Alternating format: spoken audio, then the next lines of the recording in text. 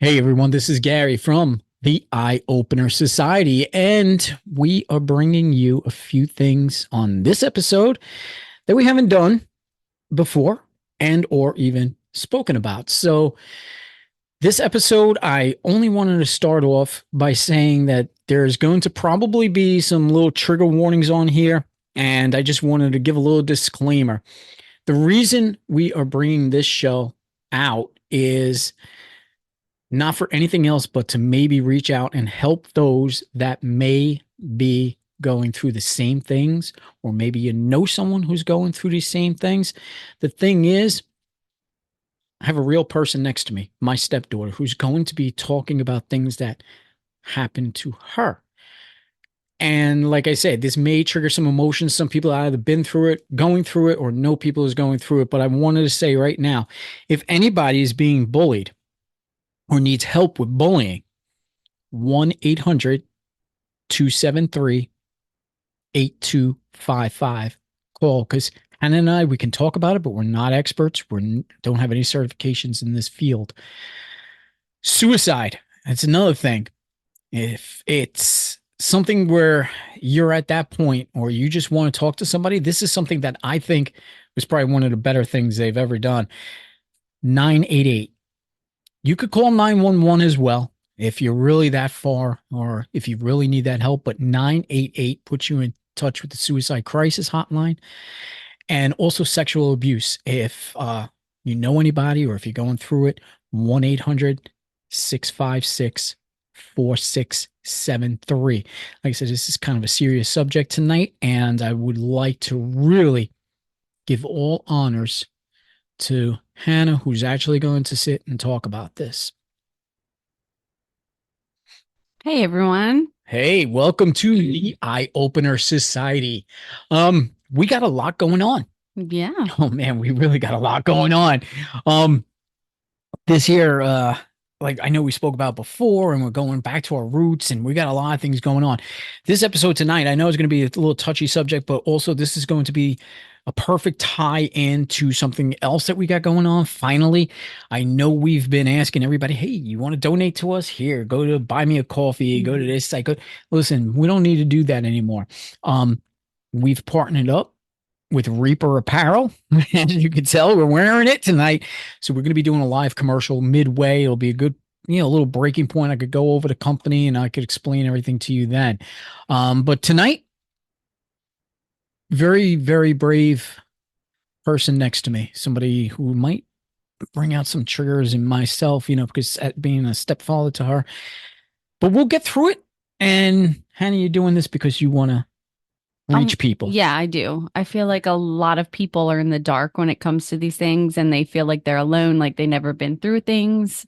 And I've been through a lot of my life. So, to raise awareness, whether it reaches one person or thousands of people, I Mhm. want people to know that they're not alone. That's great. I mean, hats off to you, Reaper Apparel. Hats off to you. Um, and I want also everybody to know too, we're filming everything. Like everything's going to now be recorded, kind of like our behind the Mhm. eyes. But we decided to do the podcasts with video, and there's two places you could go to YouTube and look us up, Eye Opener Society, and you can see our videos there. Or now we also are on Rumble. We're reaching out. We're trying to find other platforms. Rumble I've used before on the other Mhm. podcast. Really good because there's no censorship or anything like that, which is fantastic. It's just another platform you could watch us. Rumble.com. Look up Eye Opener Society. Of course, I'm going to put links down to everything. But I want to get this episode out of the way because it's going to be heavy, heavy for all of us. So, Hannah, where do you want to start? I don't know. I mean, I mainly wanted to talk about bullying, but I don't know if we should just start. Well, I mean, yeah, I think while it's tough, just starting right from the beginning. Mhm. You don't have to talk about what you don't want to talk about, Yeah, of but course. I know you want to, and I know you're trying to reach out to other people. Mhm. So start at the beginning, start where you want, and we'll just guide through this. Yeah. So,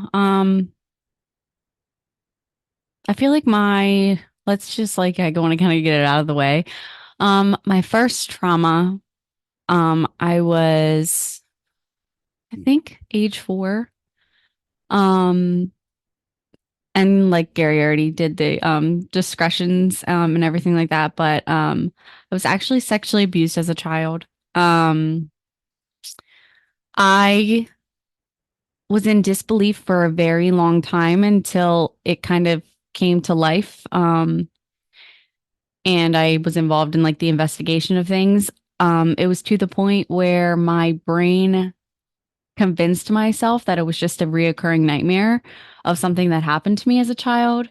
But then, it kind of, once the investigation came out, it kind of hit me like a really big freight train. And this was like 16 years later, like that's how blockered my mind decided to block that out. But then once it hit me, it completely set me back in my life. I felt disgusted.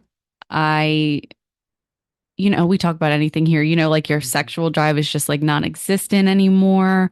You just kind of feel like not ashamed, but you kind of fear for yourself. And like, as going back, like I said, it was like right around when I was probably like 4 or 5 years old. Um, it was a married in relative that's of course no longer married into my family and is in jail. But it was very hard for me to process. I just didn't, I don't really know how to explain it. It's just, it really set me back on life because you grow up all this time just thinking something's a horrible nightmare. But then for it to come to light to you, you're just like at a loss of words. You don't even feel like you know yourself anymore. You don't know who you can trust anymore. And it just put me in a really dark place for a really long time. But then I remembered, and how I got myself out of it, I think, was that it wasn't my fault and that there are very sick people out there in the world, but that it doesn't have a reflection on me. And that, I'm not alone. There are unfortunately thousands of children that go through this today. But I think the message that I want to reach with this is that, be careful who you bring your children around. Be careful of your surroundings. Sexual abuse doesn't just happen to children, it happens to anybody.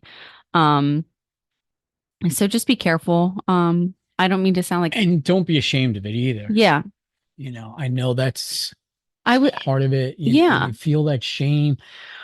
Everybody's going to handle it differently, Hmm. obviously, but I mean, I laid in bed for days, like days. Like I kept showering. Like I think I showered like when I spoke to an agent, like I think I showered like 6 times that day because it's just like it really hits you. Like like in your mental, you block things out that you don't want to, like you don't want to remember, And as a young child, you think that this person is doing something that's okay, you know? So that was with me, is just like kind of like coming to the realization that, oh my God, my nightmare was true, mhm, you know? yeah. But so you're talking like 4 years old. Hmm. Um, and it takes you all at times like that memory, it sort of plants itself inside of you. In the back of your head, you Yeah. always knew it was true, Hmm. but I convinced myself that it was just a reoccurring nightmare. But it was on more than one of occasion, so it Right. wasn't like a one-time thing. It was something that I went through. Hmm. Right. And like I say, then you get older and you start realizing it because, like you say, at the time, you don't understand, you don't Yeah. know. And then as you get older, you start to realize there was something wrong. Hmm. And then I think that manifests even more Yeah. in you, and it kind of makes it worse. It Like, oh my does. God, Yeah. because again, you blame yourself, Yeah. and but I, It takes a toll it's, on like your entire life, like your marriage. It takes a toll on everything. yeah, I can only imagine. It's not easy, you know, even for me, like to sit here, Hmm. talk about it. And it's not like, and I know you and I, we talk about Yeah. everything, but this is difficult, like I said. Yeah. I'm touching on this very brief. I'm not going to go into Mhm. detail. Right. When I literally could tell you like how I could recite my social security number or phone number back and forth. Like, like Hmm. the like the instances are clear as hell in my brain now. Mm-hmm. And it's it comes into my mind more than I would like. Mm-hmm. But with practicing like meditation and self-love and positivity, it's gotten a lot easier. Mm-hmm. But before I really did that, it came into my mind so much that it was just like I'd be like, I'm no more good. Mm-hmm. Like I would Right. just leave work. Like I couldn't. Yeah. It takes a toll and it keeps building up, and there's ways to deal with it, and everybody Mhm. has There's ways, steps, Yeah. Mm-hmm. you have to go through that. You have to like, first, it's like acceptance that it was not your fault. Mm-hmm. Second is just like realizing that there are sick people out there and that you deserve justice Mm-hmm. and to not give up for justice, scream until your lungs are blue if you have Mm-hmm. to. Yeah. And on top of all that, you could take the best person in the world and Mhm. destroy him Yeah. from this, and that's the hard thing. Like I look at you, I see you as like the perfect human being. You have so much going for you. You wouldn't even realize that something like this has happened. But yeah, I like living under the roof, I can see different things about you, Hmm. and I could see where some of this can come into play. Um, and it's difficult. It's difficult Yeah. to Like I'm a see helicopter your mom Mhm. entirely, but I think it's just because like I'm not saying to use like something as like a crutch or like an Mhm. excuse, but the reason why I think I mother some like the ways I do is because of that event that happened Mhm. to me. It's like my child's never allowed to sleep over anywhere, like Mhm. ever. I Right. don't care. And that's like a firm rule for me. Like I don't care if I knew the person's parent for like 15 years or something, like no. Yeah. Yeah. Trust is probably the first thing that breaks down immediately. And it's not even that like it's like I wouldn't even trust people because it's like I don't even let my son go sleep like over at his grandparents' house or like my sister's house. It's just a thing to me. Like it's an absolute no. Yeah. And if that makes me a lame mom early, like when he gets Mhm. older, I'm a lame mom. It's just Mhm. it's a trauma response for me. Right. Yeah. And on top of that, too, it's when it comes to trust, I mean, what happened to you, it happened by family, basically. Yeah. So yeah, you can't trust anybody. You Mm-mm. really can't trust anybody. So, yeah. If anybody, like I said, if anybody is going through this, um, like I say, it's difficult. It's difficult to talk about something, and it's very difficult to listen to as well. But again, sexual abuse, if you need to reach out and really, talk, or if you need Hmm. help, 1-800-656-4673. Get the help that you need. Don't hide. Don't be afraid. Don't be ashamed. Come forward, come forward. Hmm. The sooner you get help, the better it is. Because, like with you, it took so many years, Hmm. and it just kind of manifested and gotten worse, Yeah. for you. So get the help that you need, and get it as soon as you can. Again, 1-800-656-4673. Listen, we have an email address, the Eye Opener Society at gmail.com. If you know, want to talk or something, you could talk to us, talk to Hmm. Hannah. I mean, I know you enjoy helping people. So, we don't have degrees or anything, but if you want to actually talk to somebody who actually been through it, experienced it or something, how did you get through all Hmm. this? Feel free to email us or reach out for help if you really need professional help. Because, Yeah. I just want to stress we're not professionals on Yeah. this. No. But you've also, I mean, obviously, since four, something like that, this progressed into the other problems that you Hmm. had too, as well. But in between going to school, and I know this because when I met your mom, you were going through all this crap, Yeah. with school and everything else. I mean, crap with this bullying stuff. Yeah. To bullying, like I said, I wasn't gonna get into like actually like what physically happened to me, the story, like the facts of like the sexual abuse that happened to me. But as far as bullying, I'm an open book with that. Um, I think first started getting bullied in fifth grade. Um, I was one of the first girls to get my period. Mm-hmm. And I remember like girls and guys like just like it started as something like stupid, like but when you have child who has mental illnesses, first signs of mental illness when I was like a young adolescent child, like it's going to affect me way more. But they used to call me like diaper butt, I think it was, or something like Mhm. that. And I remember being petrified to like go to the bathroom, to like handle my lady business and everything like that because I was just so afraid. So I used to start wearing baggy clothes. And when I started wearing baggy clothes, this is when kids started calling me fat. And I was never fat. Still not No. fat. Yeah, no. The fattest I've ever been was when I was 41 weeks Mhm. pregnant. But it got to the point then where that continued into 6th grade and a little bit of 7th grade. And then 7th grade, I decided, oh, okay, I'm fat. I'm just not going to eat. So I didn't eat. Mm. I didn't eat for weeks. If I were to eat anything, I literally would try to make myself throw up. Or it would be to the point where my stomach was shrinking so much that I would just eat like a couple like of fries or something like that and be like, oh, my stomach just hurts. And like my grandparents or my mom would be like, oh, okay, here's some Pepto because like they just thought I had a stomach ache all the Mhm. time. The only thing that I consumed, I think, during the times where I just like starved myself was like liquids. Mhm. That was it. I mean, I don't know if yeah, 'cause I'm going back. I'm trying to remember. I didn't think you had that problem too, but I mean, damn, you went through Yeah, this is a when I was lot of living with my stuff. grandparents. Yeah, so okay, so I didn't really Yeah. know that as well. Um, And living with your grandparents, they just like don't really, they're not really like they're not aware of like mhm, eating disorders or like noticing things like that. They're just kind of like in their own element, like, oh, she's not mhm, hungry today or something like that. Or I'd be like, oh, I'm eating downstairs and I would just throw my food away, right. you know? Yeah, that's now I want to kind of throw something in here, and I don't want to play devil's advocate. I don't want to sound like the bad guy or anything like that.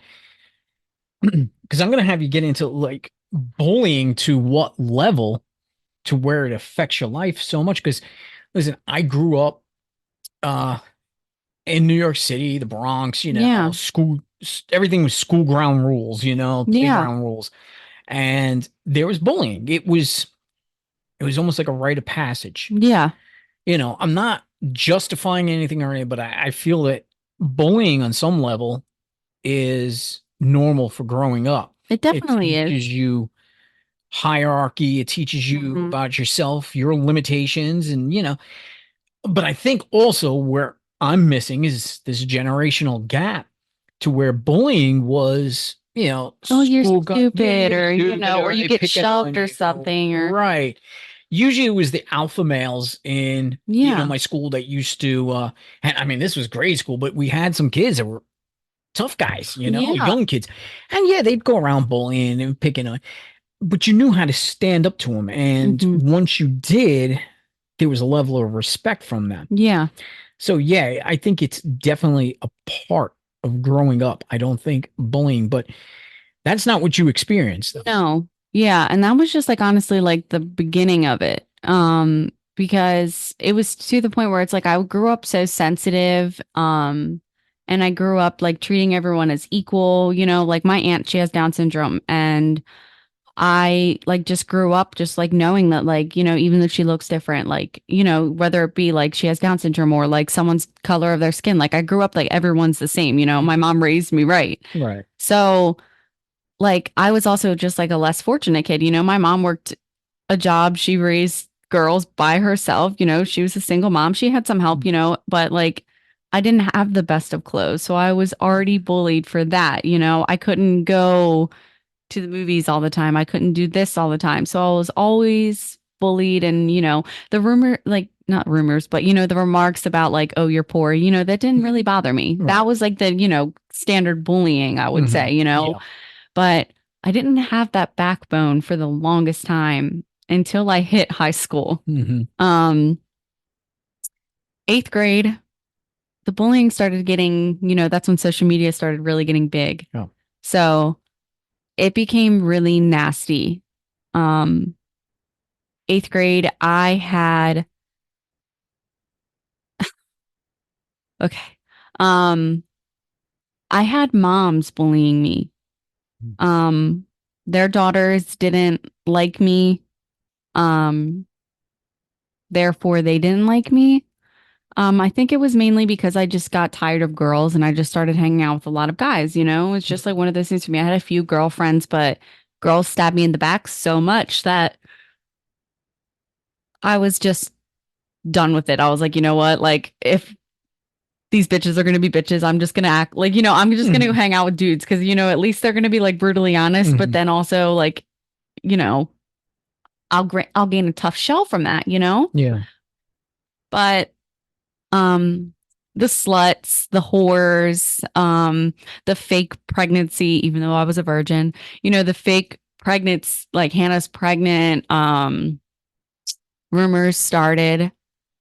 And like I said, this is where the social media ties in. There used to be this app, I think it was like called Form Spring Me or something, and it's when you can send people anonymous messages. Hmm. And when I tell you, I started getting people to tell me to go kill myself, it was at least four a day. To just go kill myself. You're a slut. You're ugly. You amount to nothing. And then, you know, summer going in, that was all of eighth grade. I just literally hood up, just cried when I went to school, cried when I left school. I wanted to go home so bad I didn't want to be there. Summer into eighth grade, like going into ninth grade, I thought I was getting a break. But then that's when the moms started coming in. I had a mother make a fake Facebook page about me. My picture, how old was I in eighth grade? 15? Sounds about right. Yeah. A picture of a 15-year-old girl from a 30, 40-year-old mother with slut Mm. on it. And this went on and on. And it was to the point where I think social media was so new Mm-hmm. that like police or anything didn't know what to do about it. Cause my mom, she went. She was like, this is not okay. We went to the school and it was just like, it was more of like, I think when social media at that time was kind of more like a freedom of speech thing. So like nothing could be Hmm. touched. But meanwhile, I'm getting slandered by not only girls my age and guys my age, but now they're middle-aged mothers. Yeah. And I think if we could pause there, take yourself your little break, but this is where I don't think where I was talking about, like I said, the school, schoolyard playground rules, Yeah. boys being boys, girls being girls, the teasing, the bullying, and all in the old days, way different. Once parents got involved, shit stopped right away. Yeah, you would think. Yeah, you would think, but that was back then. Yeah, things, once a parent came in, everything stopped, Hmm. because, hey, it needs to chill out because adults are supposed to be smarter. Yeah. But you're right. Then all of a sudden, this fucking social media shit comes Yeah. in. And these moms Slay. are like this bougie mom posse, Hmm. and they just think, okay, our daughters are like a little clique and they don't like this girl, so we don't like this girl. Yeah. And this is where I was parenting fucking fails if you're doing that shit. I don't care who you are. I don't even care if you're going to tell me you'll never listen to my show again. Good, because I don't want that kind of fucking crap. That's where you failed as a human being. A You parent. failed as a parent. You know, you failed in life now. Hmm. If you're going to sit there and act like your child's age to the point where you're going to bully another child, there's something fucking wrong with you. Yeah. And I don't think you realize the damage you're doing, not just to the person you're bullying, the damage you're doing to your own kids, the damage you're doing to your own fucking life. Yeah. Because, Because you're not being looked or respected, at yeah, all in you're any literally way. just teaching and encouraging your child the Mm-hmm. bad behavior. I was destroyed. Like, I was like, well, if adults think this like me, like about me, then like, what's wrong with me? Like, what am I doing wrong? I started dressing again in baggier clothes. I started dressing in more like conservative clothes and I used to be like that kid that would dress in like bright clothes. Mm-hmm. That was me, but I just stopped. Like, I just started dressing really like proper and boring because I didn't want to be noticed. And the parents did not stop there. I had one passion going into ninth grade, and that was I was a cheerleader. And this mother of this girl that did not like me, who, to mention, she and I used to be very close friends. She Mhm. just stopped liking me one day because I broke up with her boyfriend's best friend. And I don't know what that had to do with me. You know, I'm not going to be with someone just because you want me to be with them. But cheer was my passion, and I nailed my audition or whatever the hell it's Mhm. called for varsity cheer, which is like a I nailed that. Like I practiced for weeks on weeks on weeks, and that was the one thing that I think at that point in my life that I was holding on to. I didn't have anything else, you know. My mom was really sick at the time. I was living with my grandparents. My sisters were older, so like they're, graduating, doing college things, and it was the thing that I had to clutch onto. And this mom was involved with the, cheer society of the school Mhm. district, and I didn't make varsity. Mhm. They put me on like JV, but I was like, I aced that. Like I practiced for weeks. There was no reason. Like I had that in the bag. Like literally when I went into my audition, they all stood up and clapped for me. What does that tell you? Standing ovation. Like you got it. Right. Like, and not to mention backstory. I grew up cheering. My Right. mom was a coach. Like we did Mhm. competition. Like I had that shit in the bag. Mhm. And to I'm like, okay, well, maybe I messed something up, when I saw the results. And I was like, I'm like embarrassed. Like, I don't want to be JV, I'm going to be cheering for people that aren't even in my grade. Mhm. And to come to find out that this girl was going around and couldn't keep her mouth shut, that her mom made sure I didn't make varsity because her daughter, the girl that did not like me, Mhm. made varsity. When I literally watched her do her audition. God. Yeah. Yeah. See, this is. So it was beyond that. And I know that kind of sounds light and it doesn't seem deep, but you got to think this already damaged girl who literally had nothing to hold on to and like but one passion, that literally destroyed me. Mhm. Um, I think that's when I started I was pissed. Right. And I think that's when like my acting out started a little bit. Mhm. Um, and that's when I think I was just like, I'm fucking done because the bullying was only getting worse. Mhm. I didn't do cheer at all. I went into ninth grade and, in ninth grade, you meet people and, you start dating other people. Like, sometimes you date older guys and stuff like that, which only made it worse for Mhm. me because then I'm a slut. And again, after already being called a slut, and then it got physical. I Mhm. would have people come up behind me and shove me into my locker. I had people purposely drop their food trays on me at lunch. Meanwhile, like it's just like the school was just non-existent, just Mhm. turning his shoulder, because I'm just some poor girl and I don't belong here. Um, and it got to the point where I started cutting myself. Um, okay, okay. Um, because I just didn't want to live anymore. I didn't want to be around people anymore. I felt like if I'm getting bullied this bad, like I just need to be at peace. Like I don't want to think anymore. I don't want to be anymore. Like I just got to get out of here. And um that went on for months. I think I cut myself for a few years. I think that was, 15 to 17. Um but um I did start to fight back though. Mhm.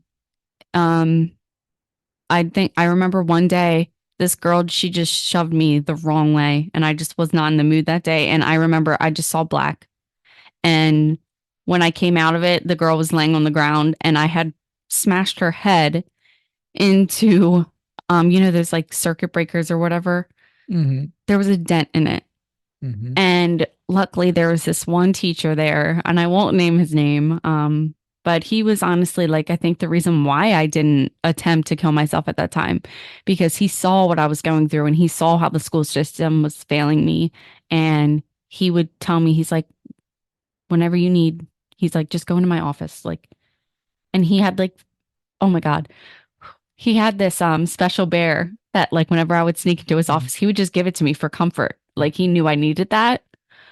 Um, so I always remember him and I hope I run into him one day, because I think he like saved me Yeah. more than, oh, I'm sorry. Um, take a break there, buddy. May sound like a weird time to take a break on this, but I need a listen, break. yeah. But listen, everyone, I want before the stories go on. We teamed up. As you can see, we're wearing some new gear. This is something that oh, shut off the video. There we go. I want everybody to take notice that we are wearing Reaper apparel. We've been Hannah and I. We keep saying, "Hey, we don't want to do a Patreon. We don't want to ask people to pay for our stuff. We don't have the time to give that kind of stuff. We don't want to do donations anymore because it's asking for money. This is a great way. Now we got some kind of sponsorship really here. Go to reaperapparelco.com. reaperapparelco.com. If you go on there, I'm going to have a special link in here too as well. If you go on their website, just by putting in their website, look at their cool stuff, hoodies, t-shirts, hats, stickers, little wristbands. Like they got a whole bunch of cool stuff. But what I like about the company itself, Dan is the owner. And he started the company out back in 2020. And we all know what went on in 2020. All this sort of depression crap and all, and everybody. Well, he no different than anybody else. Dan was, going through the same thing. He was reminded that you have to make every minute count, even the hard ones. He battled severe anxiety, borderline depression, and he knew that things had to change. So he built this company based on that. So there's a message behind all this Reaper gear. So it's check like, it out. Yeah. When we found, Reaper apparel, it really touched with me. Especially his story. And, he has the saying broken but not defeated on the back of my shirt and on his bracelet. And that really touched me. I love it. So definitely, I want people to realize that this here company has, and Hannah and I, the Eye Opener Society, we've always been open to small businesses. So I said, this is perfect. Go to their website, buy what you want. If you use the code Eye Opener Society, 10%, that's 10 and the percent sign, all one word, and you get 10% off your merchandise. Simple as that. Or if you just follow the link that I'm going to put in here, you don't even got to put that in. It automatically gives you 10% off. We get a little bit of a kickback. You guys get cool merchandise, and Dan and Reaper Apparel gets, their fair share, and he keeps his busy. You're supporting a small business, and you're not supporting something really big. You're supporting somebody who has a passion, wants to live, and wants to move forward. Reaper Apparel co.com. I'm just so happy about I'm this. over the moon. Yeah, it's so awesome. I want everybody to just go there. Even if you're not looking to buy anything, don't forget you get friends, families, birthdays, Christmases, and some people might be into the same type of gear. You got a place to go to get it. And if you like this show, you're helping us out, you're helping them out, you're helping yourself out because now you're actually getting something. Because if you're just giving us donations, we're not giving you anything other than our podcast, which we think is great. But reaperapparel.com, this is our first commercial, first time doing it. We're going to be throwing the commercials in on our podcast and all that. It's on our Facebook. And don't forget, just follow the link that I'm going to put on the bottom of this in the synopsis for your program that you're listening to or watching, whether it be on Rumble or YouTube. Go and follow that link. Get yourself 10% off of that merchandise that you're going to buy. Okay. Supports a really, really good person, really good small company with a really good vision. So we're going back into your story. Go for it. Go for it, buddy. Now you're stronger than I am. Yeah. So I had that teacher. And I do, like I said, I really hope I run into him one day because I would love to thank him. Definitely, because I think he was like one of the only things keeping me going, and that little teddy bear. I don't even think he teaches there anymore. But as time went on, towards the end of my ninth grade career, I was very excited to get out of school, hoping it would stop. And then I made the mistake of dating an older guy. And I thought it was going very well. And I don't even think you know about this, so we might have to do another disclosure. Stuff I don't know about. Um, Mhm.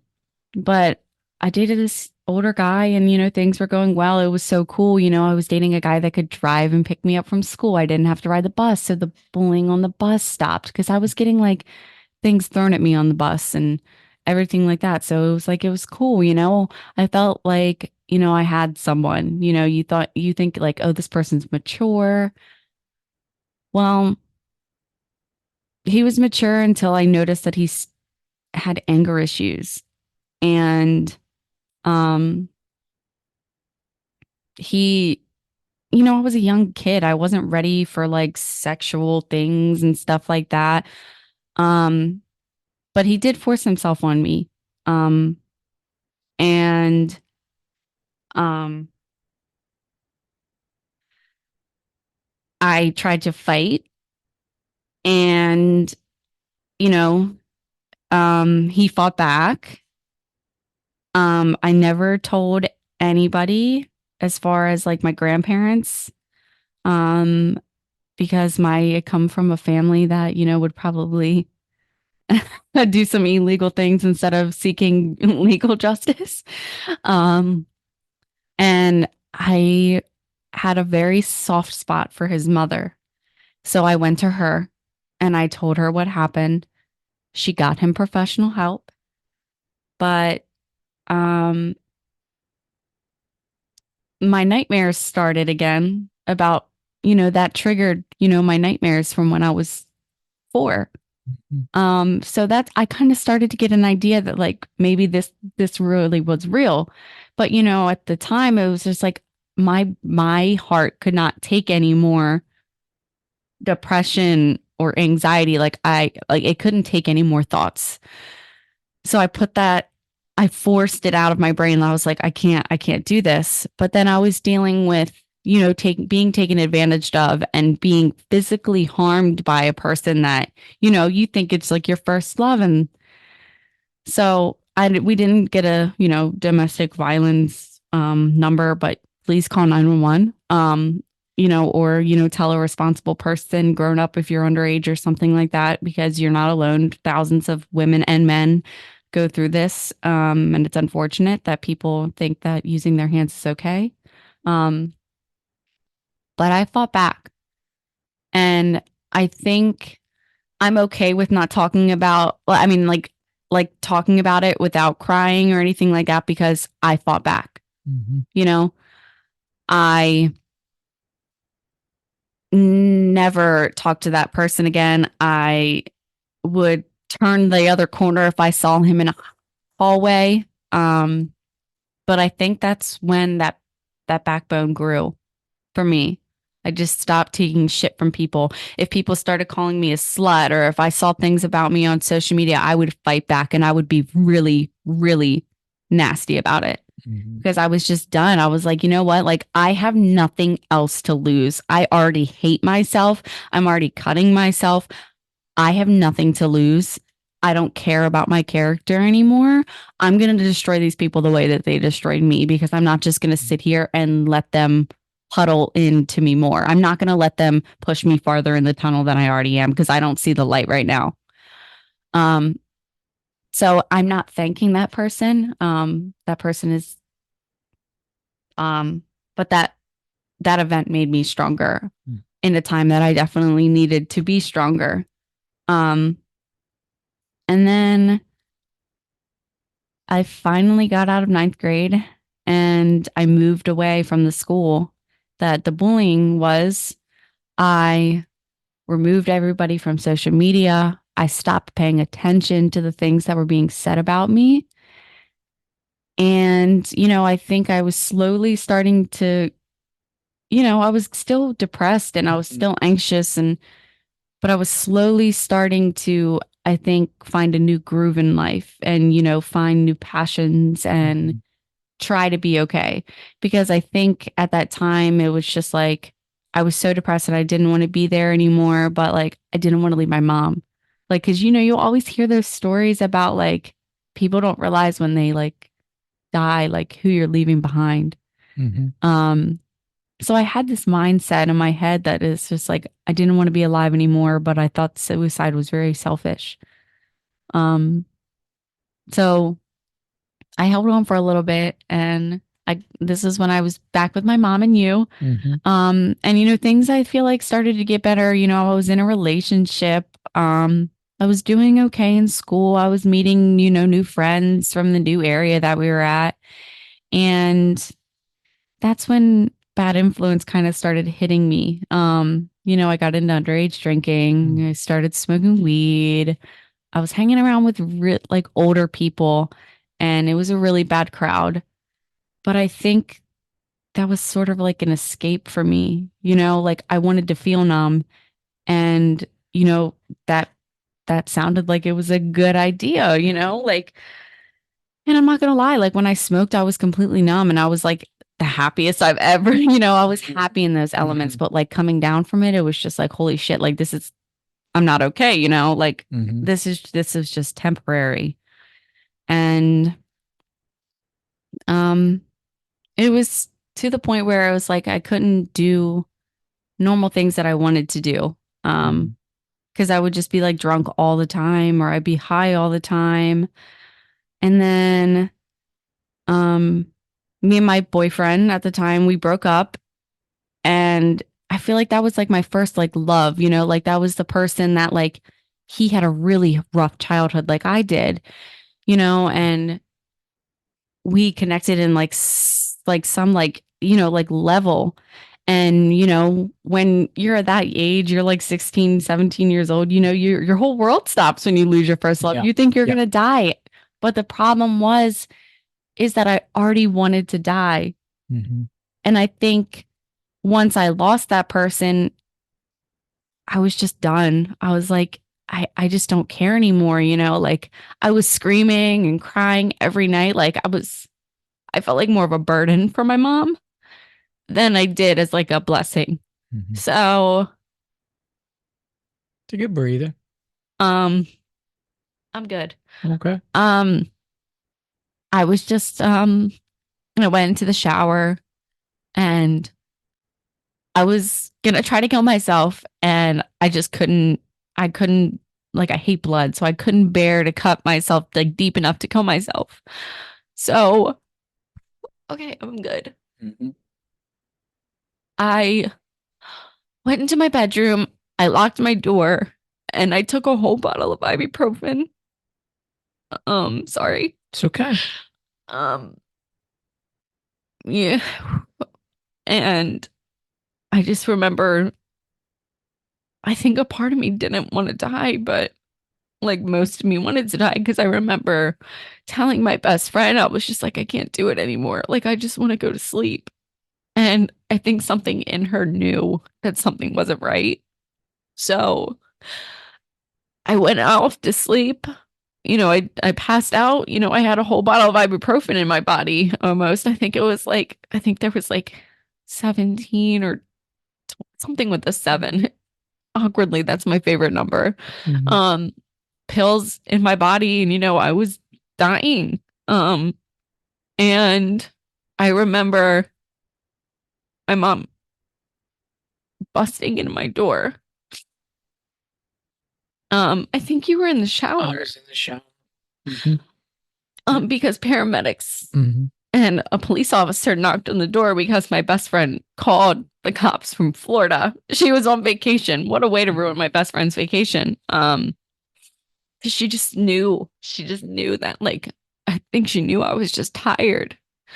So I remember like coming to, and like I was numb, like I couldn't feel anything. I was so sick at the same time though, like but everything in my mind was quiet except for I remember my mom screaming and crying.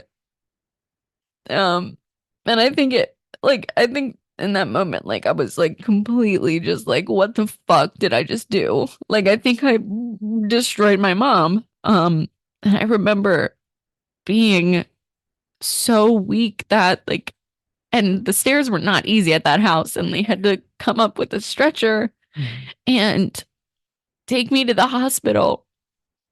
And Um, oh God, it's so funny to me. Not funny, but I remember in the ambulance, they were, pumping me with stuff. And I remember this one paramedic, he looked at me and he's like, are things really that bad? And I was like, yeah, like they're really that Mhm. bad. And he gave me a hug and he's like, I'm sorry if that's inappropriate. He's like, but I just really feel like you need it right now. He's like, I just want to let you know that there's so much more to life right now. Like, you just don't see it yet. And, he covered me up with blankets and he stood with me, like, sat with me the entire time until the doctor came in. And, they took over and he let me keep this blanket from the ambulance. I still have that blanket. But it was just like I said, back to like my teacher, it's just like those people that don't feel like they make a difference in people's lives. But, I remember him. Like if I saw him at a grocery store tomorrow, like I would remember him. Um, and I remember laying in the hospital bed and not wanting to see my mom because I didn't want her to be disappointed in me. And I didn't want her to think it was like her fault. I was just like, I just didn't want to live anymore. Like I was tired. Like being so depressed and anxious 24/7 makes you so tired to the point where it's like your body just wants to go. Like you just want it to stop. You want Mhm. to not breathe. You don't want to think. And I am just laying there in the hospital bed waiting for, whatever they did. I was so out of it. I don't even remember, for it to work. And I was just like, I remember laying in the bed, like thinking, like, oh my God, I can't even fucking kill myself properly. Like I survived. Like, what the hell is going on? And then there was this psycho crazy guy there that really slapped, like, didn't physically slap me in the face, but it slapped me in the face because he was literally like psychotic. Like, and I don't mean to be like sound rude, like, Mhm. and I don't mean to say like he's a crazy guy, but he was literally like, I think schizophrenic or something like that, where he was going into like a huge episode where he was strapped down and he was so violent and he was saying vulgar things that like I immediately, like, I went back and it was like I was like 5 years old again and all I wanted was my mom. Mhm. So I remember like begging the nurse. I was like, please go get my mom. Like I can't be alone. Like I want my mom. And I was like so scared to see her. And all she did was like cry and hold my hand and tell me that she was sorry. And I just like I wanted to like let her know that it wasn't her fault. Like she didn't fail me. Like my mom has always been like my person, my rock. Like she still is. I'm 26 years old and like I can't live without my mom.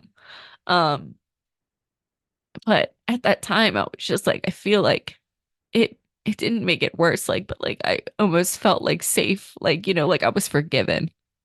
Um, so after that, I had to go to the hospital for 2 weeks.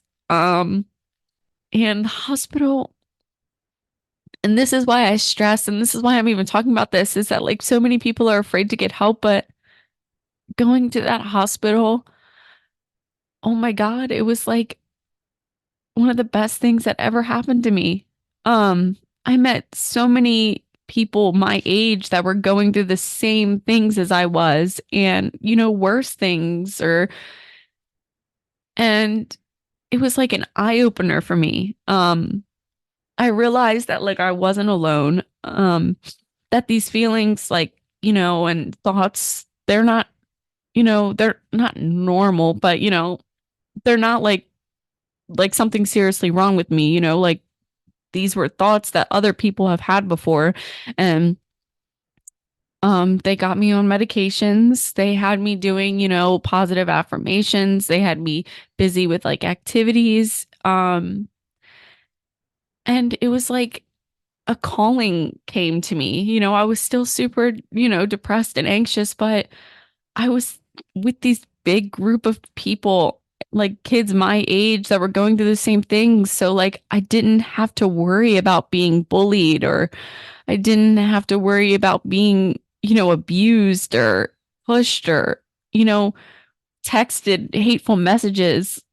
Like I was just with these kids that were literally going through similar things that I was going through, and I became like an advocate for them. Like I think that's where like my mother role like really kicked in. It was just like because like I would watch them cry or go into episodes and like my problems didn't even seem that big anymore to me. Like, cause I was so worried about them and, making sure that like they knew that like life goes on. Like, no matter if you can't see that light at the end of the tunnel, it's there.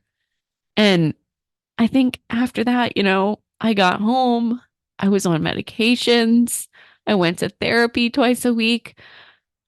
Oh my God, that freaking therapist, his name was Carl. I won't give his last name out, but he's another one of those people where it's like I really wish I could just see him. Um, because once I like got home and I was doing that, um, I felt more like alive than I did for years. I was in such a dark hole for years. Um, and talking to Carl, I felt like I gained like more of a friend. Like I didn't feel like he was talking to me like he was just doing his job. I felt like he genuinely cared. Shout out to Carl. He was a great therapist. But as, time went on, I was still taking my medications. I was still depressed, but I wasn't suicidal depressed. My mind started to be at ease. Mhm. I still have my moments. Gary can attest to this. I would be just crying or angry singing in my bedroom. Um, and I think singing definitely helped me too. I kind of went through this like really hard phase. I mean, music's still so important to me. I have a microphone tattooed on me. But I went through this phase where it was like music was my escape. Music made the thoughts stop. So I did everything in my power to find something that would make the thoughts stop. I'm still anxious. I will always be anxious. I've definitely learned to develop with my anxiety. Um, but when I got home, I thought, like I said, it was going well. And then I went back. I don't know what I did. I don't know why, but I started going back to drinking Mhm. and I started smoking and doing stupid stuff. And that's when my rebellious stage hit really hard. We joke about the tracker on my phone, Mhm. but it was to the point where it's like, I, you had, I think, more of understanding than my mom was. Cause I think after the event happened, it was just like my mom was like really like wanted to like tight leash me.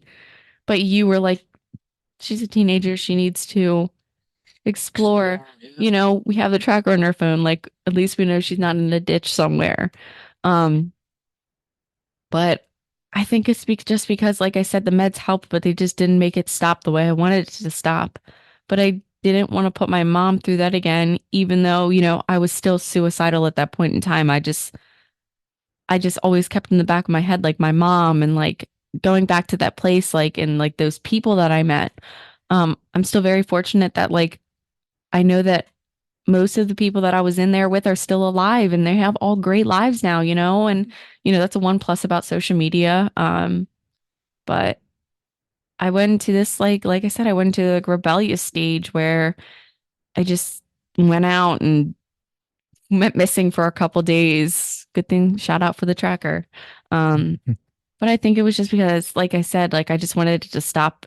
And I knew like back in my mind, like, oh, this made it stop before. So I should just do this again and it would help out. So I did that. And then I ended up flunking school really bad. I just said, fuck school, I don't care. Um, and went on with that. And I think it finally hit me that I needed to get my shit together when um my mom got a letter like this bitch's grades are so bad, like she's gonna fail 10th grade. And I'm like, shit, like I gotta get myself together. Um, because like one thing I'm not gonna be is like a disappointment. Like my sisters are very smart. I'm not gonna like it was like almost like a competition thing for me because then my OCD really kicked in and I was like, oh shit, like hell no, Mhm. you know. Um, I gotta make sure like I'm like my sisters. So I started to get a little bit more put together, started focusing on school more. And then I met Justin. Mhm. my husband. Um, and I think my life turned around a little bit there. I was going good with school again. I had this new guy, I was with, but I kept it at like a appropriate level, I think, like a good balance where I still hung out with like the friends that I did have. I hung out with Justin and like I kept on school and I stopped smoking.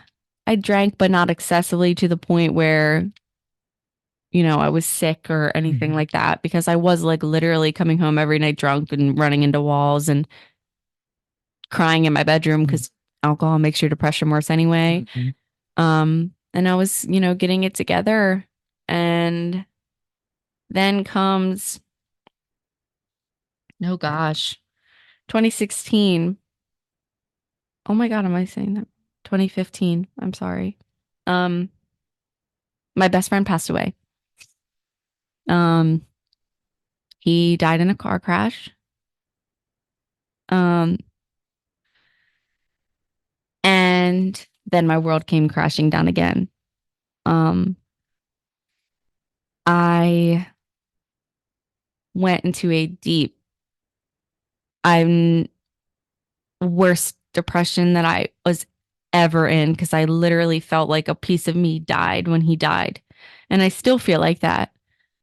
Um, but yeah, sorry, it's really hard for me to talk about.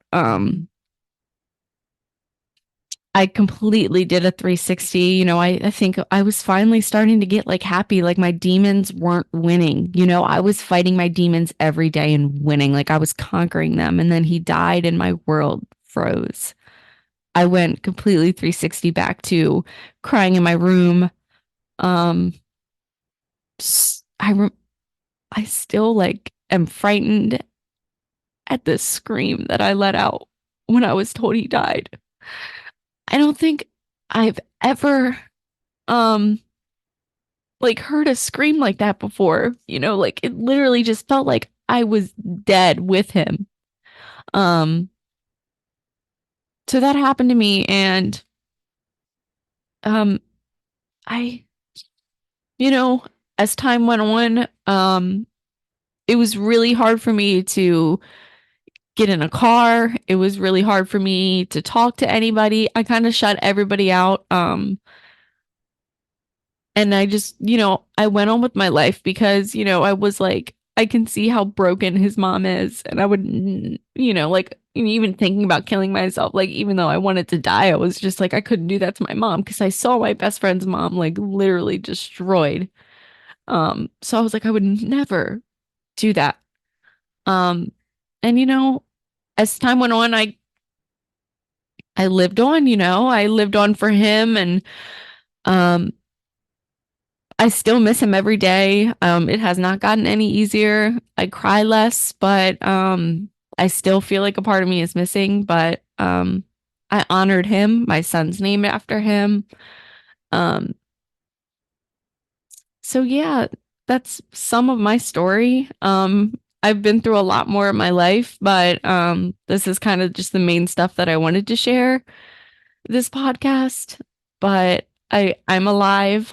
I'm here. I have survived violence. I've survived um, sexual assault. I've survived a suicide attempt. I've survived a death of someone. Um, you know, not to get too much into it, but I didn't really grow up with my dad. So I grew up in a single household with my whole depression and everything stems from my dad and just not wanting me as a kid. Um, but I survived, You did. I'm 26 years old. I'm about to be 27. And here I am. I'm a mother of a beautiful IVF miracle boy who I was in labor for 36 hours for and had emergency C-section. And he is the most wonderful thing I have ever seen in my life. He is my pride and joy even though I get frustrated at him at least 4 times a day, and I didn't even want to look at him yesterday because he was bad at class, but I'm here and I survived. And I think I just really wanted to do this podcast because I want people to know that even though you think you're so far deep in the tunnel and you can't see that light, it's there. You just have to keep fighting. And even when you're tired, just give a little every day, and eventually you'll go to that light. And I know that sounds so cliche because everyone says there's always light at the end of the tunnel, but like it's so deep. I've mentioned this before, like happiness is a journey, not a destination. It's so true. Like you just have to really think about it because like I'm living proof. I've been through so much. Like I don't know how I'm still here, but I fought and I fought like hell and I conquered my demons. And every day I wake up and I'm anxious and I'm sad, but I get up because I have a wonderful little boy and I have a roof over my head and I got my best buddy here. I have my mom, I have my husband, you know, I have wonderful family. And I have a job that I love and yeah, like I just get up and I do it because I just don't want my demons to win, no matter how loud they are. I don't ever want to be in a position where they win again. Good for you. Um, there's Oh, sorry guys. That was yeah, no, I'm trying to get through this too because I feel like Hannah, I known you, but at the same time, I never knew you. yeah. You were very much to yourself. I understood nothing because I didn't get to know you like I know you now. And I remember that day very well when your mother came breaking into when I was taking a shower saying, Hannah, just swallow a bottle of pills. And all I remember is you looking at me and you burst into tears. And I think that hurt me too because it I just think I seemed said like I was sorry. you did. You did. I did. You did, sweetheart. I love you. I love you to death. I really do. Um, but yeah, and as well, because I mean this whole thing, suicide, depression, and your mother suffers from it, Yeah. and you were going through it. Your mother was just as bad, Yeah. and I always feel I was just spreading myself so thin, Yeah. trying to help her and trying to get her. I mean, there was literally probably 5 or 6 years that just disappeared because there was no time frame with your mother. It Yeah. was so bad, and I, I don't know. I don't. I don't like hearing the stories, but at the same time, they need to be told. Yeah. They do.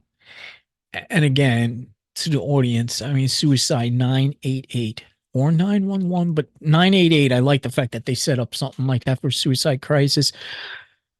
Bullying 1-800-273-8255, 1-800-273-8255, and anything with sexual abuse, 1-800-656-4673. Um, but here we are now. We're the Eye Opener Society. You and I are best fucking friends ever. We Yeah. really, I'm happy you're here, but that's the thing, you're here. I'm here. I survived. I am a warrior. My tattoo on my side of my arm, the chaos within found balance. I'm not balanced all the time, Hmm. but I'm here and I appreciate the little things in life now. And I look at situations and it sounds cliche to say, but I always just say to myself, it could be worse. It could be worse. I could be back in my bedroom at 15 years old or however, 16, 15, Mhm. whatever, swallowing a bottle of pills, but I'm not. Right. You're I'm here. here. I'm not cutting my wrist anymore. No. I'm not doing any of that. Like I'm here. And I just wanted to give that message out to people. I kind of dragged on a little bit, but I It's wanted okay. to let people know that like that's why, I part of me does this podcast is that I want to help people and I want to touch people's lives and I want them to know that you're never alone. And, I'm a heart on the sleeve type of person. But yeah. And just remember that people, Hannah's here. You can be here. We want you here, but you need to want to be here too. So reach out, get the help that you Hmm. need. Things are going to get worse at times. I've been through some cycles as well, actually recently, because like I say, it builds up. I It does. became the strong one and nothing bothered me.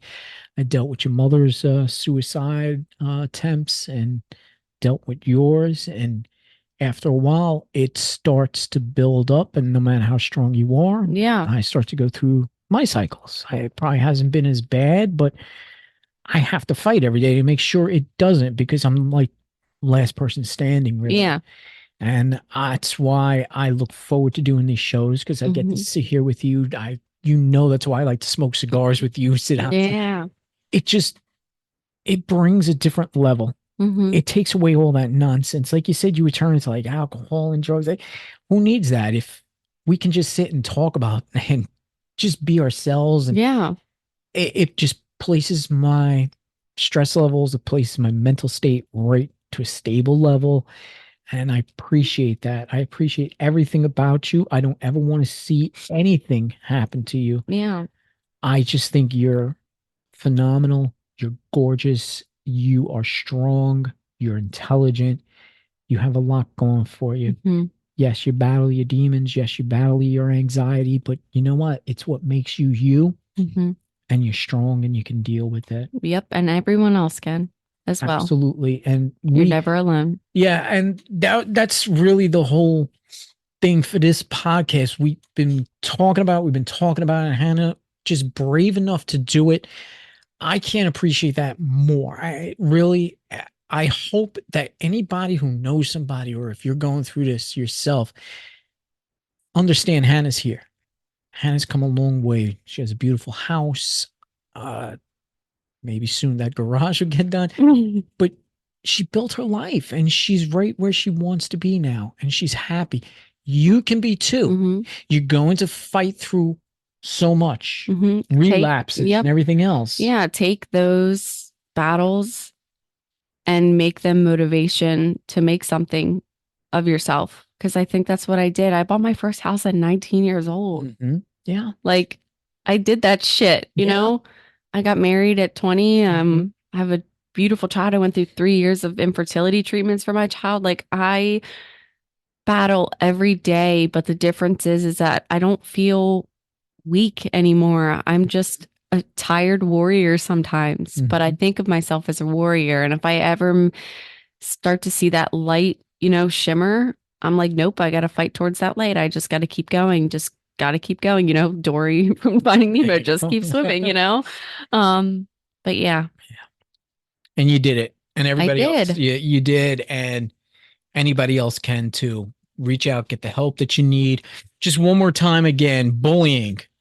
If you're being a victim of bullying and you need help, 1 800 273 8255. 1 800 273 8255. Any kind of suicide crisis, dial 911. Or if you really need somebody to talk to, or if you just don't feel comfortable with 999, I'm sorry, 911, dial 988. 988 for a suicide crisis and anything with do with sexual abuse, 1 800 656 4673. Anybody wants to say anything to Hannah, or if anybody just wants to, hey, I'm going through the same thing, reach out to us, the Eye Opener Society at gmail.com. Go to our website, Eye Opener Society on podium.co. I'll have all the links down below. This is a tough kind of episode for Mhm. us. We didn't think about going on this long. We were planning on doing plenty of other, recordings in a short period of time. But this to me is bravery from Hannah. And I don't think I would be as open as she was. But listen, you got to be thankful that Mhm. she was. If you took an ounce away from that, if something opened up your eyes or just said, wow, that's inspirational, I got to get the help. Hey, listen, then we've done something Yeah. and that's all it's about. I mean, Mhm. I don't even care about the podcast. And, at this point, it's really just about you guys. We always try to see life on a higher level, higher self, This was tough, I think, for everybody. Yeah. But listen, guys, I'm going to leave it at that. Yeah. You're good. I'm good. Yeah, Thank you guys for listening. If yeah. you've made it all the way through the podcast, I appreciate you. Yeah. And we will talk to you guys soon. Yeah, and don't forget, I'll have all the links down below, but don't forget, listen, reach out, help us out. Grab Reaper some great, Apparel. yeah, reaperapparelco.com. Have the links down below, or if you just go to reaperapparelco.com, Eye Opener Society 10 on the percent sign gives you 10% off. But if you follow the link, boom, it's going to take you right to that 10%. Help them out. They're a great company. They stem from a lot of this anxiety, depression, and all themselves, and help them out. And we'll see you soon. Yep. See ya.